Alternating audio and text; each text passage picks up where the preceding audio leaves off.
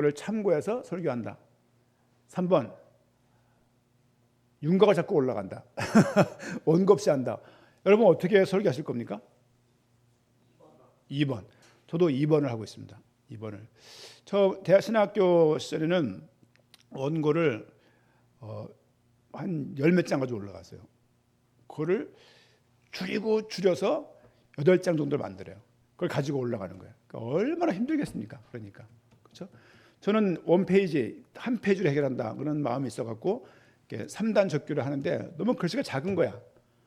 그래서 이제 뭐 설교가 아니고 이런 성경 전체를 보려고 할 때는 좀 내용을 준비해서 오지만 주일 설교는 가능한 한 한 장으로 해결한다. 물론 보조 내용 때문에 뭐 2장 될 때가 있지만 그렇게 하고 있습니다.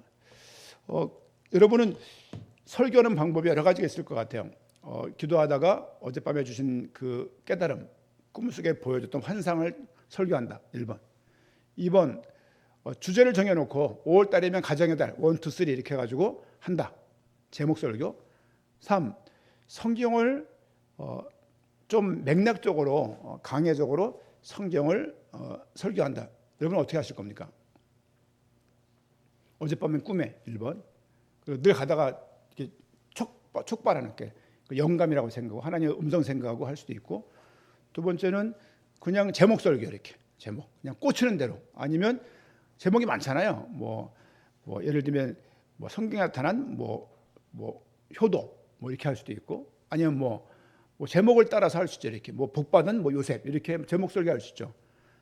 그러면 이제 뭐 또 세 번째는 강해 설교. 여러분 어떤 걸 할 겁니까? 여러분은 설교한다면 2번 제목 설교. 어젯밤에 꿈에 없습니까? 꿈에 아니면 텔레비 보다가 문구 독서하다가 저는 그런 거를 좀 혐오합니다. 주제 설교를 가능한 안 해. 아니 제목 설교를 가능한 안 해요. 왜냐하면 거기에 딱 빠지면 성경을 보려고 하는 어떤 필요성이 사라지고, 그리고 성경을 못 보게 돼요. 그런 거 있지 않습니까? 축복 해놓고 축복받은 누구 이런 거. 1 아브라함 이야기, 2주 요셉 이야기, 3주 뭐 이렇게 해가지고 하는 그런 설교. 그렇죠? 그리고 뭐 응답 받은 누구 언약자분이 이런 응답 왔다 이런 설교. 그래서 누구 그렇게 하게 되면 결국은 성경을 보는 힘이 목회자도 사라지고 성도들도 거기에 길들여져요. 그래서 성경을 못 읽어요. 못 읽을 뿐만이 아니라 그런 설교하는 설교를 또 못 들어요. 이렇게 그런 거는 너무 좀 목회자로서 피해야 될 부분이고, 그런데 그런 게 또 맛은 있어요. 이렇게 그때 그렇죠? 뭐 예를 들면 부부 10계명 이런 거, 그렇죠? 또 행복한 가정을 이루는 성경의 방법 이렇게 해가지고 많이 할 수 있거든요. 근데 그거는 성경에 원래 말했던 의도를 충분히 못 드러내기 때문에. 근데 강해 설교 어려운 점은 뭐냐면 어려워요. 어렵고 한 구절을 이 장을 보려고 사방을 봐야 돼. 사방을 이렇게. 예를 들면 칼빈은 이거 설교 어떻게 했지? 이 본문을 했나? 그런 거죠. 또 우리 장로교 쪽에 큰 어른들이 있다라면 이분들은 설교를 어떻게 했지? 이거를 나중에 그런 것도 시간이 되면 볼 수도 있고, 또 그 말고도 주석학자들이 주석이 뭐 있는데 이 주석에서 뭘 말하고 있는지 내용을 볼 수도 있죠. 또 저는 논문을 주로 보는 편인데 이 본문을 논문에서는 학적으로 뭐라고 말하고 있지? 여기에 대한 위험한 주장은 뭐고, 또 여기에서 말해야 될 키포인트는 뭐지? 그런 등등등을 좀 볼 수가 있죠. 또 예를 들면 무슨 책을 읽어야 되는데 너무 많아. 그때 챗GPT 이용하는 거예요. 이 논문을 좀 요약해줘. 그 논문 보면서 핵심이 뭔지 알잖아요. 예전에는 그런 거 몰랐을 때는 그냥 논문을 출퇴근하면서 매일 프린트해가지고 이면지 매일 읽는 게 일상이었어요. 근데 그게 혼란이 대사망정이지. 그게 안 됐으면 그걸 물을 수도 없죠. 이게 그렇죠. 이 AI라는 것이 물을 줄 알아야 답을 받잖아요. 얘한테. 그냥 예를 들면 몇 장 몇 줄 뭐야? 이건 물으려고 챗GPT 쓰면은 그건 바보죠. 그죠? 그런 걸 그냥 저는 홀리발을 쓰는데 그런 거 물어보면 되는 거죠. 어쨌든 간에 그런 과정들을 통해서 말씀을 준비하게 되고, 항상 머리에 뭐가 이게 무슨 표현이 이상한데 종양이 있는 것 같아요. 이렇게 늘 이렇게 뭐가 이렇게 묵직하게 항상 여길 가도 항상 그게 있고 저길 가도 항상 그게 있고 그래서 어떤 뭐랄까 말씀을 준비하려는 목사들은 가지고 있는 이런 게 있겠다 싶고 또 주변의 친구 목사님들, 시차례 목사님들을 설교를 이렇게 좀 봐요. 지금 이때 어떤 걸 하는가 선배들이니까 이렇게 저도 물론 신고는 아니지만 저는 선교에 주력했던 터라 선교하면서 교회 전국에 있는 교회를 이게 좀 뭐랄까 돌보면서 또 필요할 땐 뭐 뛰어가고 전국 교회가 여러 교회가 있으니까 장례가 생겨. 그러면 제가 뛰어내려가는 거죠. 뛰어내려가서 뭐 예를 들면 광명에 있는 교회가 부산 교회에 장례를 당한다고 저희 그만하지 않죠. 뭐 그런 것도 원칙 정해야 되고 그런 부분들 또 약한 교회 있으면 가가지고 또 1박 2일씩 2박 3일씩 또 세미나하고 뭐 올라고 이런 일들을 하다 보니까 그런 거 있죠. 이렇게 예전에 있던 교단과 또 지난번에 있던 교회에서 학습이 되고 배워진 것들이 너무 많은 거예요. 그러다 보니까 그거에 의해서 성경을 보는데 그건 바른 시각을 또 보는 거죠. 계속 이렇게. 그러다 보니까 계속 독서도 일정하게 해야 되고 또 이런 게 있었구나 보기도 하고 그렇습니다. 지금 요한복음을 계속 읽으면서 오늘 10장까지 왔는데요. 지난번 무슨 내용 봤냐면 우리가 맹인에 대한 이야기, 실로암에 대한 이야기를 봤습니다. 기억나시죠? 핵심은 뭐였냐면 맹인을 눈뜨게 한 저분은 누구지? 그거 답이라고요. 요한복음 기록의 목적은 뭐냐면 예수님이 하나님의 아들 그리스도인 것을 믿게 하고 그분을 통하여서 생명을 얻게 하는 것이 요한복음 기록의 목적이에요. 더 광의적으로 확대를 하게 되면 요한복음 20장 31절 말씀은 성경 기록의 목적이에요. 그렇죠?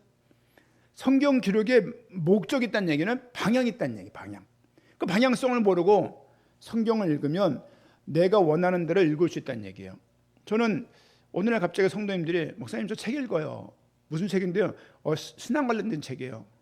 속으로 요한계시록 아니겠지? 무슨 책인데요? 무슨 관련 책인데요? 요한계시록 관련 책이에요. 그런 분을 몇 번 봤어요.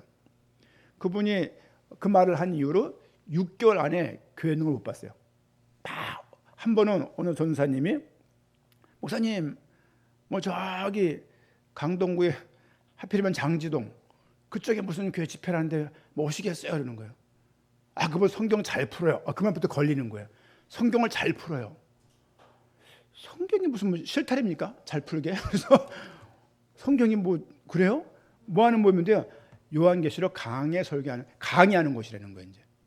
그래서 뭔가 말하는데 뜬금이 없고 그리고 자꾸 어떤 분들이 그분 때문에 어려움을 당하고 자꾸 교회에서 이상한 식의 말들을 툭툭 하는 거예요. 교회는 A 색깔인데 이상하게 자꾸 K, T, P 이상한 얘기 하는 거예요. 이제 그게 복음적이면, 그게 교리적이면, 그게 정통적이면 문제가 없는데 뭔가 자꾸 어긋나는 거예요. 이렇게.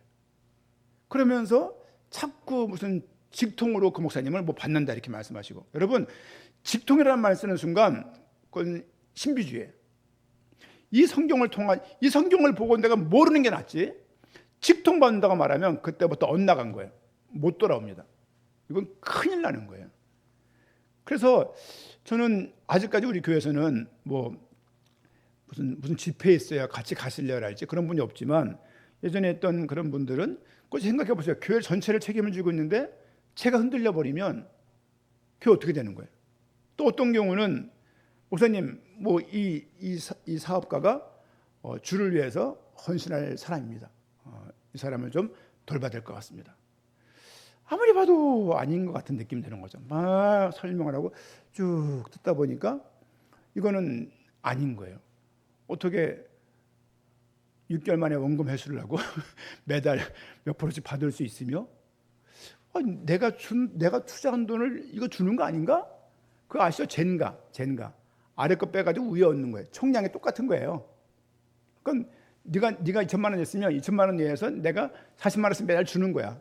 그러다가 한 3, 4개월 지나면 얽히죠. 얽히면 하는 말이 있죠. 나도 속았다 이렇게 말하죠. 그렇게 말하면 뭐 몇 억 이하는 소송도 안 돼요. 그러면 민사로 가야 되는데 막 복잡한 일이 벌어지는 거예요. 이렇게.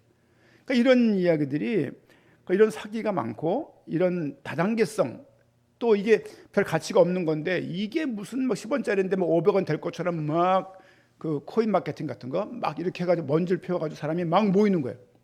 모이면 안 가고 있는 나는 뜨끔하잖아요. 나만 못 깨달았나? 하나님 경정답 주실 건데 그러다가 얼마를 투자를 하는 거죠.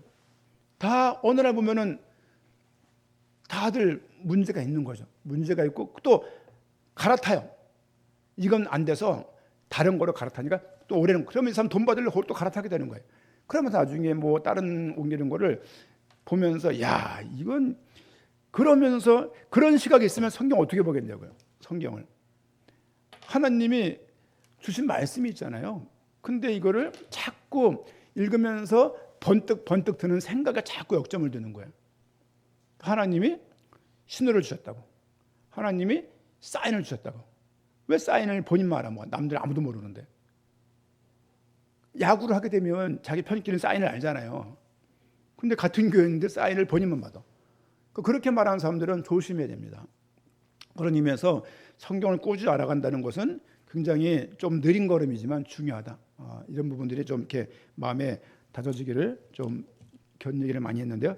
우리 10장 이야기는 우리 10장 7절부터 15절 말씀까지 요한복음 10장 7절부터 15절 말씀까지 같이 읽어보도록 하겠습니다. 그러므로 예수께서 다시 이르시되 내가 진실로 진실로 너에게 말하노니 나는 양의 문이라. 나보다 먼저 온 자는 다 절도요 강도니 양들이 듣지 아니하였느니라. 내가 문이니 누구든지 나로 말미암아 들어가면 구원을 받고 또는 들어가며 나오며 꼴을 얻으리라. 도둑이 오는 것은 도둑질하고 죽이고 멸망시키려는 것뿐이요 내가 온 것은 양으로 생명을 얻게 하고 더 풍성히 얻게 하려는 것이라. 나는 선한 목자라. 선한 목자는 양들을 위하여 목숨을 버리거니와 삭구는 목자가 아니요 양도 제 양이 아니라. 이리가 오는 것을 보면 양을 버리고 달아나니 이리가 양을 물어가고 또 해치느니라. 달아나는 것은 그가 삭군인 까닭에 양을 돌보지 아니함이나 나는 선한 목자라. 나는 내 양을 알고 양도 나를 아는 것이 아버지께서 나를 아시고 내가 아버지를 아는 것 같으니 나는 양을 위하여 목숨을 버리노라. 아멘. 28절 한 절 더 읽겠습니다. 28절입니다. 내가 그들에게 영생을 주노니 영원히 멸망하지 아니할 것이요 또 그들을 내 손에서 빼앗을 자가 없느니라. 아멘. 오늘 28절 말씀까지 영원히 멸망하지 아니할 것이요 그들을 내 손에서 빼앗을 자가 없느니라. 여러분 요한복음에서 가장 여러분이 많이 받고 많이 들었던 구절이 뭡니까? 네? 요한복음? 네? 저는 뭐 3장 16절도 많잖아요. 근데 저는 요한복음 8장 44절이 오래 갔어요. 너희 아비 마귀 이 얘기가. 이거 하나를 바로 이해하는데 굉장히 오래 걸렸고 막 어쨌든 간에 전체가 그 말을 쓰고 있기 때문에 다른 말은 안 보여. 요한복음의 핵심 말씀이 그것처럼 보이는 거예요. 여러분 지금 요한복음을 매주 말씀을 드리고 있는데 매주 예수가 누군지를 설명드리고 있잖아요. 근데 이거는 눈에 없고 너희 아비 마귀 이렇게만 들어가가지고 계속 마귀 중심의 신앙생활을 굉장히 오랫동안 저는 했었습니다. 사탄이 그렇게 강력한 존재로 성경에 기록되어 있지 않아요. 근데 왜 그렇게 기도도 그렇고 항상 흑암 세력을 결박한다는 그런 말 결박도 안 되는 것 같아. 꺾는다는데 도대체 몇 번을 꺾고 다 꺾이는 거야 이게. 지금 그동안 했던 기도만 쳐도 웬만하면 다 부러졌을 것 같아. 근데 꺾이긴커녕 이게 아니라는 생각이 많이 드는. 사탄을 존재를 알지 마자 그 얘기 아닙니다. 사탄은 존재합니다. 존재하지만 성경에서 어떻게 규정하고 있냔 말이야. 지금 우리가 성경 요한복음 1장부터 지금 보면서 10장까지 공통된 내용은 뭐냐면 예수님이 본인의 누군지를 계속 전해요. 그렇죠? 그런 거 있지 않습니까? 우리 애들을 키울 때 왜 이렇게 말을 못 알아먹어 이런 거 있잖아요. 이제 야 맹추야 이렇게 맹추를 뭐 좀 안 쓰네. 야 이렇게 말귀를 못 알아먹으라는 말 우리 많이 했잖아요. 애들 키울 때. 요한복음 보면서 꼭 그 느낌이에요. 야 왜 이렇게 못 알아먹느냐라는 느낌이 들 정도로 오늘 예수님이 비유를 들어요. 비유를 하도 못 알아먹으니까 비유를 왜 듣냐면 못 알아먹는 것을 알게 하려고 비유를 드는 거잖아요. 그렇죠? 오늘 비유가 10장 1절 말씀 보니까 내가 진실로 진실로 너에게 이르노니 문을 통하여 양의 우리에 들어가지 아니하고 다른 데로 넘어가는 자는 절도며 강도요. 문으로 들어가는 이는 양의 목자라. 예전에는요, 양들을 밤 되면은 이렇게 돌이 쭉 동그랗게 쌓여 있는 그런 그 안으로 넣는 거예요. 울타리 안으로. 그 문 앞에서 누가 자냐면 주인이 자요.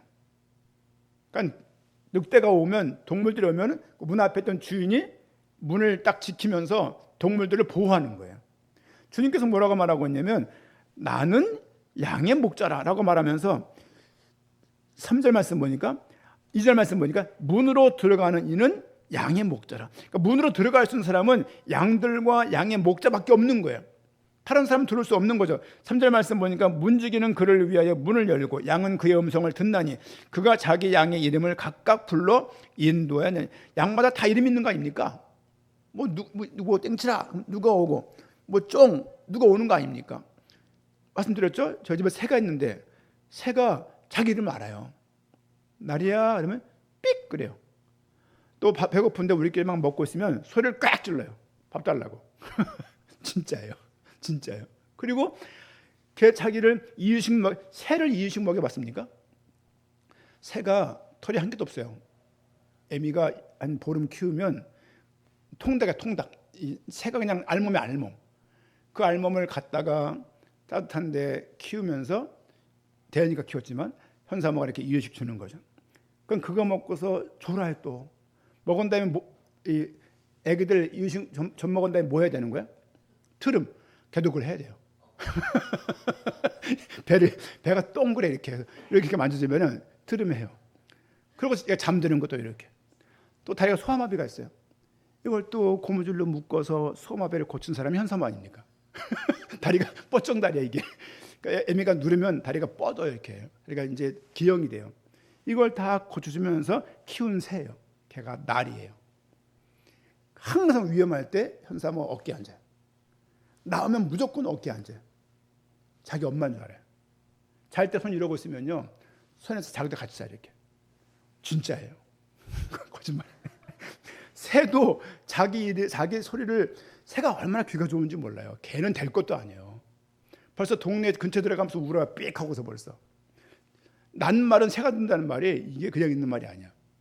여러분, 지금 목자의 음성을 양이 알아먹는 거예요. 그 얘기는 그 목자의 양이기 때문인 거죠. 목자 양이 아니면 불러보십시오. 오나? 오지 않죠.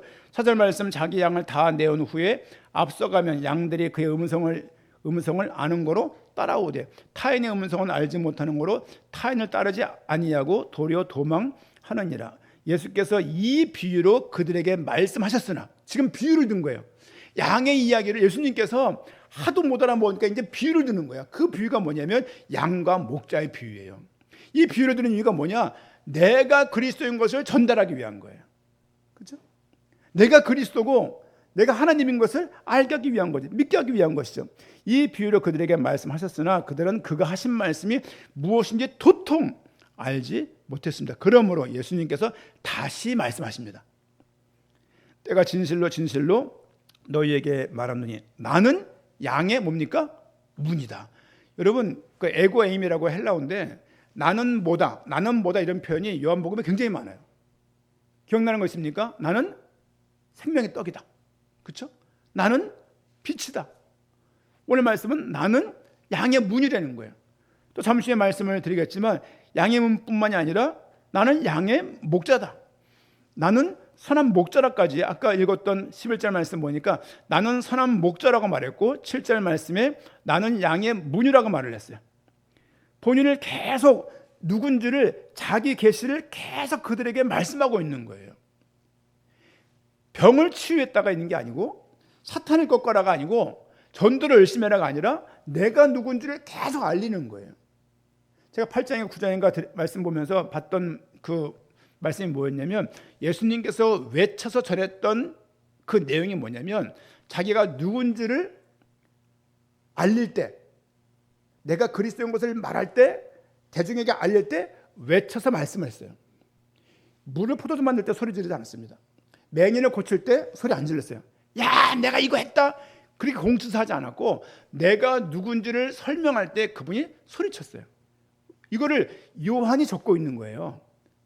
그 내용을 보니까 예수님께서 표적을 보이고 흥분의 소리 지른 것이 아니고 내가 그리스도이고 내가 구약에 약속했던 그인 것을 알게 하고자 믿게 하고자 할 때 소리쳐 외쳐했다는 것을 봤다는 말씀을 전했다는 것을 내용을 보면서 알 수가 있습니다. 얼마나 예수님께서 자신을 알리고 싶었는지 몰라요. 표적은 자기를 알리는 하나의 수단인 거죠. 사람들은 그 수단에 눈이 가는 거예요. 물론 오병이어 사건을 보니까 사실은 뭐 오늘 그 어머니하고 이제 퇴원을 해가지고 어머니가 뭐 어떻게 퇴원했어요. 이렇게 한 보름 만에 퇴원했나요? 뭘 드시고 싶으냐고 물으니까 냉면을 먹죠. 아시죠 여러분? 연희동에 있는 그 냉면 사라가고 아래에 있는 가서 냉면을 먹는 거예요. 얼마나 잘 드시는지. 그 집에 딱 써있어요. 한문으로 오병이어라고. 야, 이 집이 크리스찬이구나. 한문으로 모르게 써놨어. 크게 이렇게 잘 보니까 오병이어예요. 아, 이 집이 크리스찬이구나. 그렇죠. 오병의 사건을 경험하고도 제자 한 사람 안 나고 예수가 당신이 그리스도라고 고백하지 않고 전부 밥을 먹고 생선을 먹고 다 먹튀한 장면이거든요. 계속 요한이 적고 있는 건 뭐냐면 이분이 누군지 알아? 이분이 누군지 알아? 이분이 그리스도야. 이분이 메시아야. 이분이 구약에서 모세가 말했던 그분이라고 계속 증언을 하고 있다고 성경이 보여야 되는 거예요. 이런 내용은 안 보이고 노야비 마귀만 보인다면 성경을 안 읽는 거예요. 그리고 어떤 주제 설교처럼 어느 단어를 딱 정해놓고 여기에 맞게 단어군을 딱 정리한 거예요. 그러니까 이거 이외에는 다른 의미로 안 받는 거예요. 그게 가스라이팅이고 선동이에요. 그게 좋은 선동이었으면 감사하죠. 근데 좋은 선동 자체가 긍정적인 얘기가 아닙니다. 그렇죠? 중요한 것은 말씀을 통해서 계속 우리가 예수와 그리스도라는 그 부분이 가슴에 와 닿아야 되고 내 문제 해결되고 안 되고 이전에 이분이 그리스도가 맞구나. 그 의미, 왕의 신하가 아들을 예수님께 말씀을 들어 아이가 회복되었구나. 우리가 아플 때 그런 믿음을 드리는 거죠. 맹인이 눈을 떴구나. 우리 누가 큰 장애가 있고 어려움이 있는데 기도되겠다. 그게 맞는 것이죠. 딱 정해서 이렇게 됐으니까 내가 안양천에서 기도하면 안양천이 갈라져야 되고 이게 신비주의라고요. 이게 신비주의. 신비주의는 신앙이 좋아 보여요. 신앙이 좋아 보여. 율법주의도 신앙이 매우 좋아 보여요. 근데 결국은 율법주의는 사람들을 다치게 하고 사람들을 다 쓰러뜨리고 신비주의는 교회를 파탄시켜요. 다 좋아 그러니까 그냥 가만히 있는 성도보다 더 좋아 보인다고요. 좋아 보이지만 결국은 성경에서 말하고 있는 그 방향으로 신앙생활을 하지 못한다는 것을 많이 볼 수 있습니다. 오늘은 예수님께서 본인을 뭐라고 말하고 있냐면 7절 말씀에 나는 양의 문이다. 또 11절 말씀에 나는 선한 목자다라고 말씀을 하고 있는 장면을 볼 수 있습니다. 물론 2절 말씀에 양의 목자라는 말도 있지만요. 지금 양의 문이라는 것, 양의 문을 생각해 보게 되면 어떻게 이해할 수 있냐면 예수님이 선택한 백성들이 들어갈 수 있는 구원의 문이라는 거예요. 그렇죠? 예수님이 구원의 문이 되어서 실제 우리가 그를 통하지 않고서는 구원받을 수가 없는 거예요. 그래서 그 자리에 사람이 서면 안 되는 거예요. 이만희, 그래서 이단인 거예요.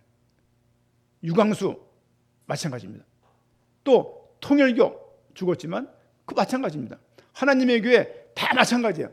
사람이 그 자리에 딱 서는 순간 아무리 많은 능력이 있고 내 경제적인 부가 크게 더해지고 그 속에 사람들과 만남을 통해서 크게 얻는 부와 이익이 있다 하더라도 진짜 믿음이 있으면 그거는 벗어나야 돼요. 벗어나야 돼요. 제가 한번 우리 많은 그 분들에게 들었던 말씀이에요. 병원인데 의사가 너무 멋있는 거예요. 뭐 키도 한 180 되고 음성도 너무 동굴 목소리고, 그렇죠? 그리고 매너도 너무너무 좋고 뭘 뿌리는지 향수도 냄새가 좋은 것 같아. 근데 치료를 안 해. 가면 치료받으러 갔는데 계속 그냥 뭐 얘기하고 이 얘기하고 뭐 트로트 얘기하고 뭐 하다가 오는 거죠. 이게 또 오는 거죠. 여러분, 아이를 학교 보냈는데 학교 선생님이 공부를 안 가르쳐. 학 선생님은 너무 좋은 분이야.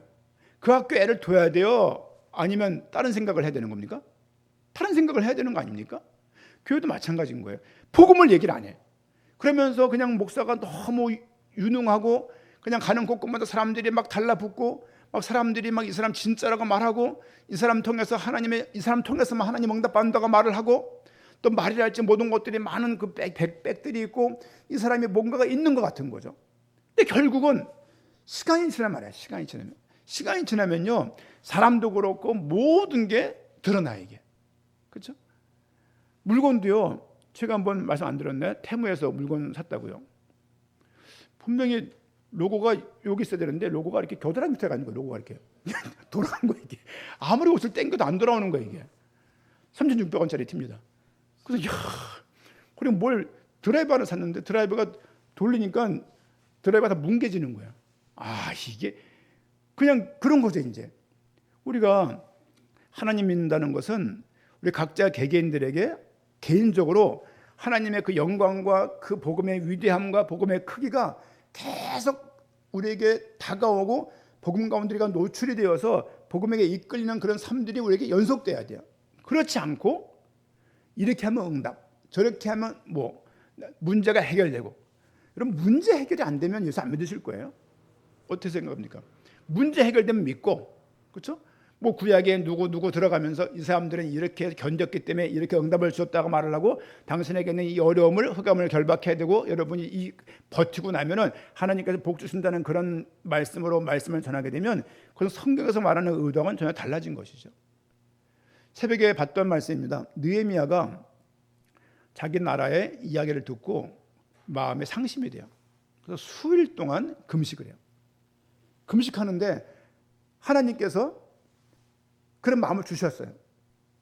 그 나라에 돌아가서 나라를 성벽이 무너져가지고 성문이 불타가지고 백성들이 어려움을 당하는 거예요. 성벽이 무너졌으니까 사방 이방인들 들어올 거 아니에요.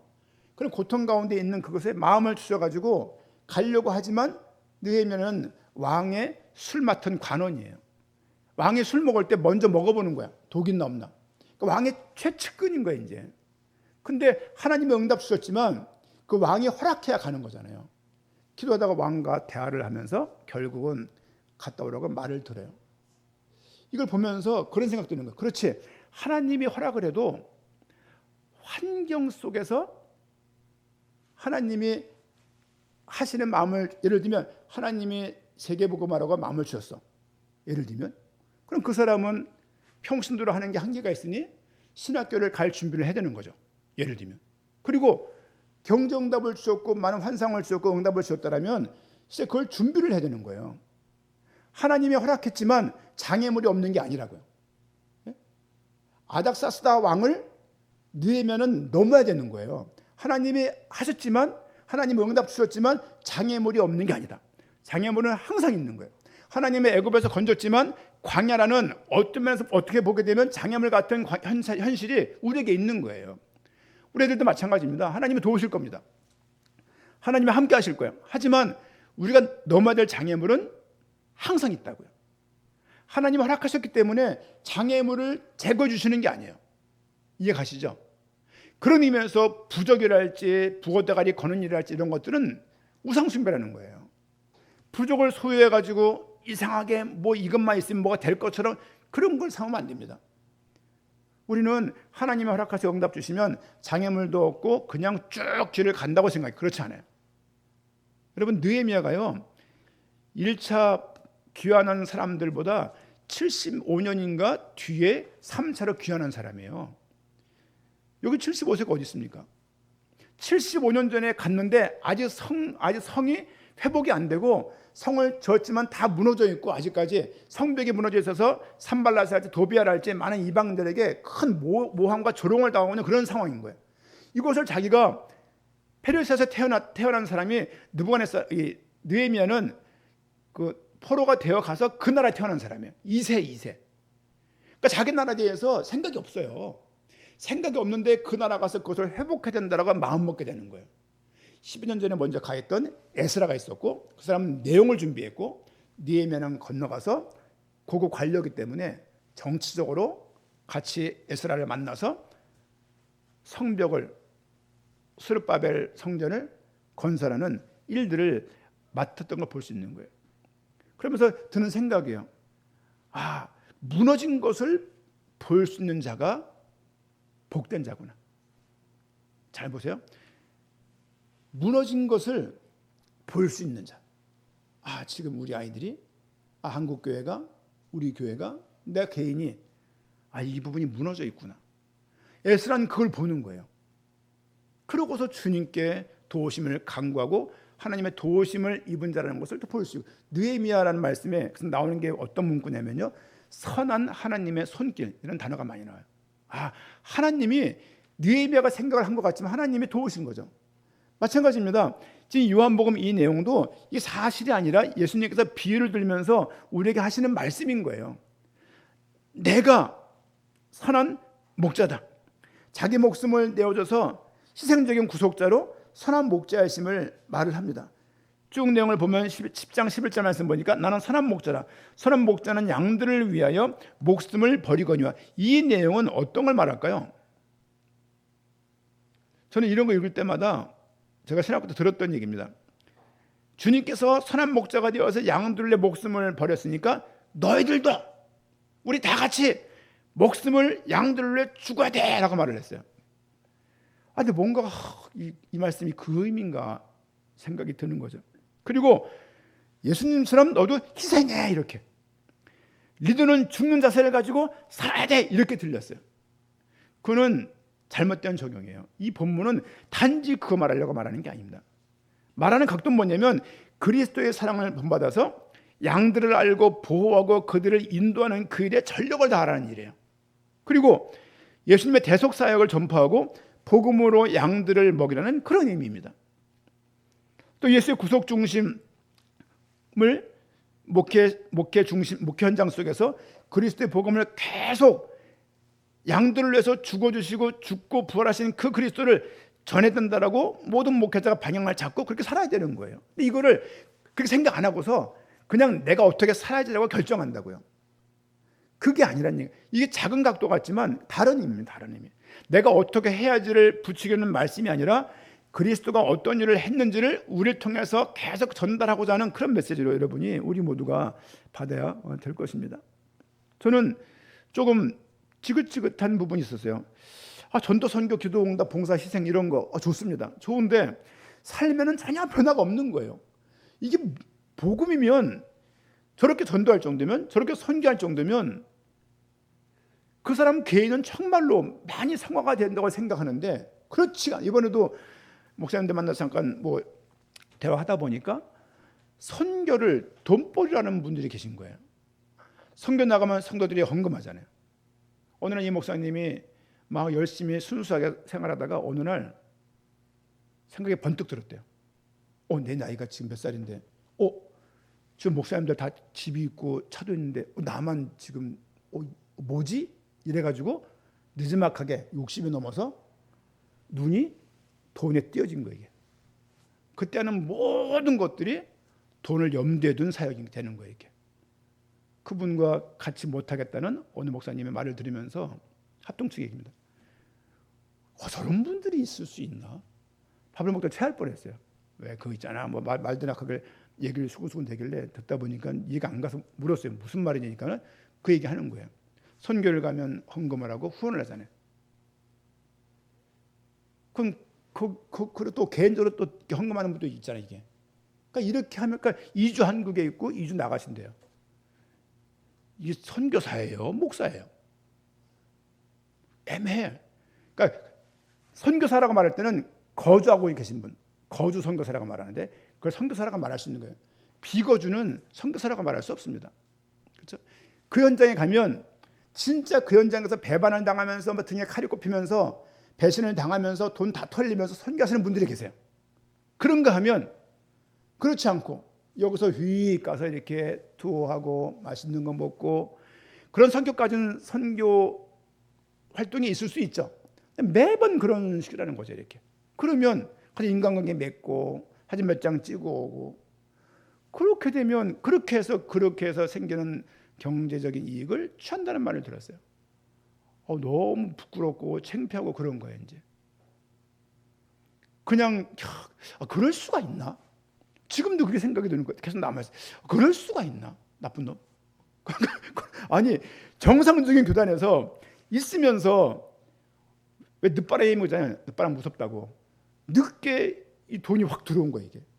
뭐 거기에 눈이 떠져갖고 정신을 못 차린다는 말을 들었어요. 그리고 중요한 자리에 다 자기 아이들 앉히고 이렇게. 야, 그런 게 있을 수 있구나 생각을 합니다. 이 말씀이 이해가 되겠냐고요. 그렇죠? 나는 양을 위하여 목숨을 버린다. 이 말씀이 이해가 되겠냐고요. 자기 이익을 챙기고 자동차 수억짜리를 끼고, 그렇죠? 여러분 다 아는 얘기지만 시계 몇 억짜리를 차고 다니시고, 그럴 남자분들이 한 50 넘으면 시계들을 좋아한다고 합니다. 저도 시계 이거 우리 결혼해주고서 박PD가 선물해 준 건데 얼마인지 모르겠어요. 뭐 그럴 필요가 있을까요? 아니 차 그냥 여건대로 타면 되지. 좋잖아요. 그 렌트 너무 좋아요. 반납하고 안 망가지고. 근데 막 그런 거를 막 몇 억짜리 차를 타야 될까? 그렇게 좋은 집에 살아야 될까? 하는 생각이 드는 거죠 이제. 근데 그에 대해 복음 전도 선교 이 말이 넘치는 거 응답 그냥. 이게 한두 명이 아니라는 생각이 드는 거예요 이게. 그러니까 때가 예수님 입장에서는 정말 화가 났을 것 같아요. 제발 좀 맑게 좀 말아먹으라고. 요한계시록 가면 어떤 말이 제일 나옵니까? 귀 있는 자는 들을지어다. 하도 못 알아쳐먹으니까 죄송합니다. 못 알아먹으니까 귀 있는 자는 들으라고 계속 말을 하거든요. 예수님께서 반복해서 말씀하시는 것도 우리에 대한 자비한 마음이에요. 긍휼함이 없었으면 못 알아먹으면 지옥 이렇게 말할 수 있는 거 아닙니까? 계속 이렇게 말하고 저렇게 말하고. 오늘은 당신이 목자이면서 당신이 양의 문이면서 선한 목자라는 그 중심을 그 주제를 가지고 계속 전했던 그 내용을 사도 요한이 그걸 보고 적고 있는 거예요. 사도 요한은 이렇게 본 것이죠. 나는 선한 목자라. 나는 내 양을 알고 양도 나를 아는 것이에요. 우리가 예수님 믿지만 주님도 우리를 아신다는 거죠. 이렇게 말씀을 쭉 전하는 가운데 항상 요한복음에 반복되는 게 있어요. 예수님이 자기가 누군지를 계시하고 나오는 게 유대인들의 반응이에요. 두 가지. 부정적인 반응, 긍정적인 반응. 여기도 또 그렇게 나와요. 보겠습니다. 22절. 예루살렘의 수전절이 이르니 때는 겨울이라 예수께서 성전 안 솔로몬 행각에서 거니시니 유대인들이 애워싸고 이르되 당신이 언제까지나 우리 마음을 의욕하게 하려 하나이까. 그리스도이면 밝히 말씀하소서. 당신 그리스도 맞아? 맞으면 예라고 말을 정확하게 얘기를 해. 애매하게 말하지 말고라고 말하는 거죠. 말 안 했던 이유는 예수님이 항상 하신 말씀이었어요. 때가 아직 이르지 않았다. 9장인가 8장인가서부터 성전에 올라가서 6장부터 본격적으로 본인이 공개적으로 누군지를 말씀하시잖아요. 25절입니다. 예수께서 말씀합니다. 내가 너에게 말하였으되 믿지 아니하는도다. 내가 내 아버지 이름으로 행하는 일들이 나를 증거하는 것이거늘 너희가 내 양이 아님으로 믿지 아니하는도다.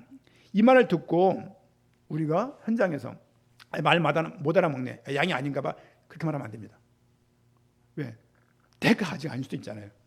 그렇게 말하면 안 되고 붙잡고 기도하고 또 지역 가정교회에서 같이 이름을 두고 기도하고. 여러분 기도하세요. 수글수글 말만 하지 마시고 기도하세요. 간단한 거지만 페이퍼 한 장 본 거 같이 나누시고 간단하게 그 지역을 두고 기도하시고 지역마다 공개적인 제목들을 정해보기도 하시고. 그렇죠? 여러분 가장모님들 그냥 대면 모이고 안 된 말고 하지 마시고 여러분이 교회를 파송한 거라고요. 여러분 이거 예배를 하나를 빼서 현장에 모인다는 의미를 귀하게 여기세요. 좀 편하겠네 그렇게 생각하지 마시고 내가 현장에 파송되어 있는 교회로서 늘 모이는 사람이 그 사람이지만 아니면 부부끼리 둘이 앉아서라도 그 지역을 두고 기도하는 그 중심들이 각 교회에 이렇게 생기는 것이 올해 제가 가지고 있는 작은 목표예요. 6월달 정도 말쯤 되면은 같이 또 모여서 얘기 한번 할 거예요. 왜? 지금은 제가 아무런 관여를 안 하고 있잖아요. 이렇게 맡겨두고서 이렇게. 그래서 지난 이전에 있던 교단에서 많은 말씀 사역들을 했을 것인데 이 정도는 가볍게 했을 것인데라는 거 제 생각 같아 보니까 이분들이 그냥 그 교단에 있었구나. 말씀 사역에 대해서는 별로 그렇게 하는 마음들이 오래 믿다 보니까 없어진 것인지 처음부터 아는 것인지 모르겠지만 그런 게 조금 약하구나 생각이 좀 들어요. 들면서 이거 어떻게 도와드려야 될까 생각을 좀 하고 있고 6월 말쯤에 한번 우리 당에 한번 회의를 하고 어떻게 교회를 해야 될지 기도하고 있어요. 어쨌든 간에 중요한 것은 내가 교회에 개척한 교회에 이 지역의 목회자다. 그렇죠? 그러면 기도 제목들을 한번 정리하셔야 되고 차를 마시더라도 그렇죠? 모여서 크게 못한다 하더라도 항상 이 지역 가정끼리 모여가지고 좀 그런 좀 기도 제목 나누고 그런 부분들이 필요합니다. 왜냐하면 그냥 교회 농담하는 거 아니에요. 그렇죠? 제가 뭐 동아리 하는 거 아니지 않습니까? 이 배드민턴 동아리 아니잖아요. 그러니까 이 복음이 어쨌든 우리를 통해서 계속 전달이 돼야 돼요. 이거는 이렇게 하자고 목적을 갖는 게 아니라 이렇게 할 수 있는 그런 상태로 우리가 함께 나아가면 좋겠어요. 이렇게. 그렇죠? 그러려면 이 말씀들 그분이 선한 목자구나. 악한 목자가 아니라 일반 목자가 아니라 선한 목자래요. 양을 정말로 귀하게 여기는 선한 목자. 그분이 선한 목자이시기 때문에 내가 구원을 받았구나. 이런 마음이 하나만 들어도 이 에스라는 이 사람이 느헤미야라는 이 사람들이 아무도 못 보고 있고 못 느끼는 그냥 누가 하겠지라고 말하고 있는데 성이 무너진 걸 보고서 마음이 아팠구나. 이런 사람들이 그런 사람들이 한 사람씩 우리 교회에 생기면 좋겠다. 그런 생각. 왜? 목사 혼자 다 어떻게 합니까 이거를? 그렇죠? 뭔가 위임이 되고 나눠지고 그러면서 저 아래에 있는 우리 꼬맹이들부터 시작해서 어른애들까지 어쨌든 너무 편안하고 행복한 교회지만 이 마음속에 하나님의 주시는 그 은혜가 가득해야 돼요. 그래야 가득해야 이게 흘러들어가지 그냥 겨우겨우 넘쳐서는 흘러들어갈 수 없습니다. 그래서 말씀을 못 드리는 거예요. 뭐 하자 말자. 왜냐하면 내가 행복하지 않는데 하자 말자 말을 해갖고 또 얼검해가지고 우리가 했던 그 실수를 또 하고 싫기 때문에 그러는 것입니다. 오늘 말씀 보십시오. 28절 내가 그들에게 영생을 주노니 영원히 멸망하지 아니할 것이요 또 그들을 내 손에서 빼앗을 자가 없느니라. 그들을 주신 내 아버지는 만물보다 크심에 아무도 아버지 손에서 빼앗을 수 없느니라. 나와 아버지는 하나라. 계속 예수님 뭐라고 말씀하시냐면 비유를 드시고 내가 하나님이라고 또 말하는 거예요. 31절 32절 같이 읽겠습니다. 유대인들이 다시 돌을 들어 치려하거늘 예수께서 대답하시되 내가 아버지로 말미암아 여러 가지 선한 일로 너희에게 보였거늘 그 중에 어떤 일로 나를 돌로 치려하느냐. 지금 돌을 들고 예수님을 치려고 했던 사람들이에요. 가늠한 여인을 돌로 치려고 했던 그 사람들이 아마 그 사람들일 겁니다. 이 중에 오병이어 때 밥을 먹고 생선을 먹고 갔던 인물들도 있을 거예요. 그렇죠? 왜? 어저께 좋은 관계가 다음날 원수되기도 하잖아요. 지금 그들이 누군지 모르겠지만 돌을 들고 있는 거죠. 33절 유대인들이 대답하되 선한 일로 말미암아 우리가 너를 돌로 치르는 것이 아니라 신성모독으로 인함이니. 왜 신성모독입니까? 내가 사람이 되어 자칭 하나님이라고 말하기 때문인 거예요. 안식일을 수없이 어기고 본인이 자칭 계속 하나님이라고 말을 하니 유대인들 입장에서는 죽일 수밖에 없는 것이죠. 34절입니다. 예수님께서 그들을 향해서 말씀하십니다. 율법에 기록된 바 내가 너희를 신이라 하였노라 하지 아니었느냐. 내가 너희를 신이라고 말했대. 시편 82편 6절 말씀인데요. 한번 볼까요? 시편 82편입니다. 예수님이 변증하시는 거예요. 82편 6절입니다. 82편 6절 아삽의 시고요. 같이 읽겠습니다. 내가 말하기를 너희는 신들이며 다 지존자의 아들들이라 하였으나. 여기서 너희는 누구냐면 사사들이며 사사. 이 배경을 좀 읽어보면 사사기에 있던 그 사사들 그들을 말할 때 그들을 신들이라고 말을 했던 거죠. 본문 돌아와서 요한복음 10장입니다. 35절 성경은 폐하지 못하나니 하나님의 말씀을 받은 사람들을 신이라 하셨거든 하물며 아버지께서 거룩하게 하사 세상에 보내신 자가 나는 하나님의 아들이라 하는 것으로 너희가 어찌 신성모독이라 하느냐라고 예수님이 처음으로 따져 묻는 거예요. 아니 시편 말씀 보면은 사사들을 향해서 신이라고 말하지 않았냐. 그러면 내가 하나님의 일을 하면서 내가 하나님이라고 말하는 이 자체가 하나님의 아들이라 하는 것이 어찌 이게 문제가 되냐. 너 왜 이중잣대 갖고 있는가라고 말하는 거지 지금요. 37절 만일 내가 내 아버지의 일을 행하지 아니하거든 나를 믿지 말려니. 내가 했던 그동안 많은 표적, 많은 놀라운 일 봤지? 이거 보고 너희가 하나님께서 하셨다는 것을 여러분 너희 믿을 수 있지 않냐? 라고 묻는 겁니다. 내가 행하거든 나를 믿지 아니할지라도 그 일은 믿으라. 그러면 너희가 아버지께서 내 안에 계시고 내가 아버지 안에 있음을 깨달아 알리라 하시니. 그들이 다시 예수를 잡고자 하였으나 그 손에서 벗어나 나가시니라. 지금 예수님께서 자기가 누군지를 말씀한 그 이후에 선한 목자, 양의 문, 양의 목자 말씀을 전한 이후에 어떤 사람들은 예수님을 돌로 쳐 죽이려고 그러고 40절 말씀 보니까 다시 요단강 저편 요한이 처음으로 세례 베풀던 곳에 가사 거기에 거하시니 많은 사람이 왔다가 말하되 요한은 세례 요한입니다. 세례 요한은 아무 표적도 행하지 아니하였으나 요한이 이 사람을 가리켜 말한 것은 다 진실이라 하더라. 그리하여 거기서 많은 사람이 예수를 믿으니라. 잘 보세요. 말씀을 전했던 곳에서는 핍박을 받고 딴지 옮겨가니까 거기에 믿는 사람이 있는 거예요. 그런 거 있지 않습니까? 전도는 여기서 막 그냥 막 하는데 이건 전도가 안 되는데 저기서 오는 거예요. 그렇죠? 내가 지금 월정 재래시장 앞에 전도를 막 하는데 사람이 저기 종려서 오는 거예요. 지금 그런 말씀입니다. 지금 계속 세례 요한이 말했던 그 하나님이 세례 요한이 했던 얘기가 다 진짜 말 아니야? 그 지역에서 예수님이 무슨 말씀을 전했다는 말도 없어요. 근데 실제 그곳에 가니까 많은 사람이 예수를 믿으니라. 항상 두 가지 반응입니다. 핍박을 하든가 부정적이든가 그의 말씀 가운데 나아가든가. 여러분 신앙생활 하다 보면요, 어떤 사람은 별말 안 했는데 믿는 사람이 있어요. 어떤 사람은 무슨 말을 하면 뺀질대면서 온갖 이유 다 대면서 그러는 사람들도 있습니다. 어떤 사람은 집이 너무 먼데 사모하면 나오는 사람도 있어요. 어떤 사람들은 집이 코앞인데 못 나오는 인간들도 있어요. 또 아프게 되면 또 다시 내가 이 아픈 것만 나으면 주를 위해 살겠다고. 제가 예전에 어떤 분이 어려운 일 당했어요. 저한테 왔어요. 이분만 잘 도와주시면 탄원서 이런 거 써주시면 자기 예수 잘 믿겠대요. 그러니까 아닌지 뻔히 알아요. 제가 그래서 내일부터 말씀 공부하겠다는 거예요. 그러시냐고. 저 말씀 전하는데 1:1로 말씀을 전하는데 졸아요. 큰 신뢰 아닌가요? 눈을 막 뜰 수가 없어가지고 밤을 새고 왔네. 이 사람이 오후 3시인데 막 어쩔 줄 몰라갖고 막 그냥 하다가 막 자다가 존이 놀래가지고 코드고래 한 거다. 야, 이런 사람도 있구나. 이름도 성경에 있는 인물 이름이에요. 야, 그래서 내가 이름이 아깝다 할 정도로. 그것도 아주 유명한 사람, 성경에서 구약에 나오는 인물인데 내 말은 못하겠고.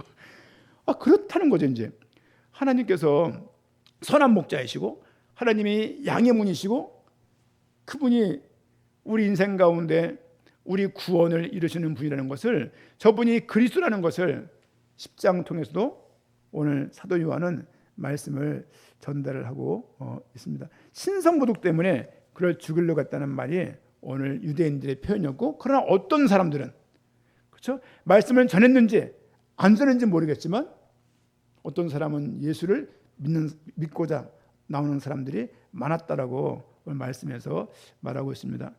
웨스트민스터 신앙고백서 1장 8절 보게 되면요, 성경은 믿음과 삶에 있어 최고의 규범이며 무호하고 패하지 못할 권위를 가진다는 말이 있어요.